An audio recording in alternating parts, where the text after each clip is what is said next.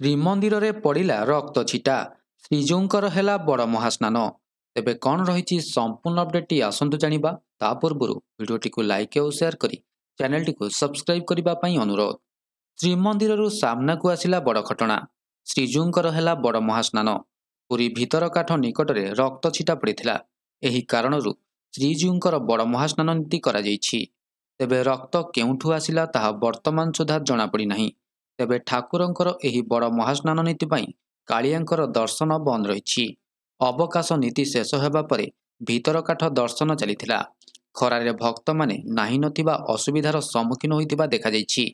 ଶ୍ରୀମନ୍ଦିରର ପରମ୍ପରା ଅନୁଯାୟୀ ଜୟ ବିଜୟ ଦ୍ୱାର ସମ୍ମୁଖରୁ ଭିତରକାଠ ଭକ୍ତ ପ୍ରତ୍ୟାବର୍ତ୍ତନ କରୁଥିବା ବେହରଣ ଦ୍ୱାର ଯାଏଁ କେହି ଭକ୍ତ, ସେବାୟତ ଅବା ଯେ କେହି ବ୍ୟକ୍ତିଙ୍କର କିଛି ଦୁର୍ଘଟଣାବଶତଃ ଶରୀରରୁ ରକ୍ତ ପଡ଼ିଲେ, ବାନ୍ତି କରିଦେଲେ ଏବଂ ଛୋଟ ଛୁଆ, ବୃଦ୍ଧ ଲୋକ ପରିସ୍ରା ମଳତ୍ୟାଗ କରିଦେଲେ ସଙ୍ଗେ ସଙ୍ଗେ ମହାପ୍ରଭୁଙ୍କ ଚାଲିଥିବା ନୀତି ବନ୍ଦ କରାଯାଇଥାଏ। ଏହାପରେ ଠାକୁରଙ୍କର ମହାସ୍ନାନ କରାଯାଇଥାଏ। ତେବେ ଏହା ଥିଲା ସମ୍ପୂର୍ଣ୍ଣ ଅପଡେଟ୍ଟି। ଭିଡ଼ିଓଟି ଭଲ ଲାଗିଥିଲେ ଭିଡ଼ିଓଟିକୁ ଲାଇକ୍ କରନ୍ତୁ, ସେୟାର କରନ୍ତୁ ଏବଂ ଚ୍ୟାନେଲଟିକୁ ସବସ୍କ୍ରାଇବ୍ କରିବାକୁ ଭୁଲନ୍ତୁ ନାହିଁ। ଧନ୍ୟବାଦ।